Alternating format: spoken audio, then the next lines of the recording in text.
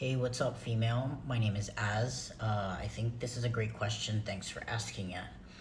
So, first thing to keep in mind is that less than 1% of the population is trans.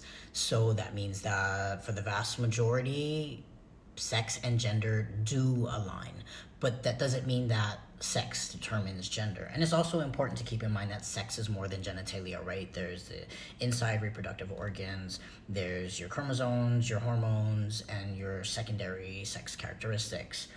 Um, so right now, we don't know in 2025, we don't know for sure what causes people to be trans, but the leading theory is based on the fact that the brain and the body differentiates independently in the womb.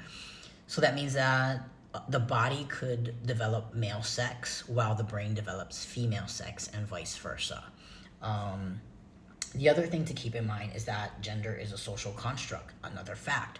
Um, so while sex can be seen as the nature part, gender is the nurture part, right? So, for example, if we tell boys that boys don't cry, that's going to have an impact on how they do or don't express grief and how they regard other boys who do or don't cry. So that is the part where it's a social construct. We can choose what we tell our kids about their genitalia. You have this, so that means XYZ.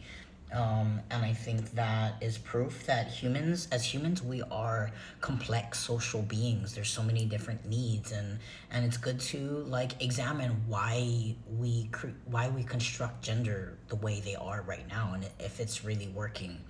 The other thing I wanna leave you with is that not all trans people choose to have bottom surgery. A lot of trans people do, but there are a lot of trans people who feel that they don't need it, and that's perfectly fine. I hope that helps.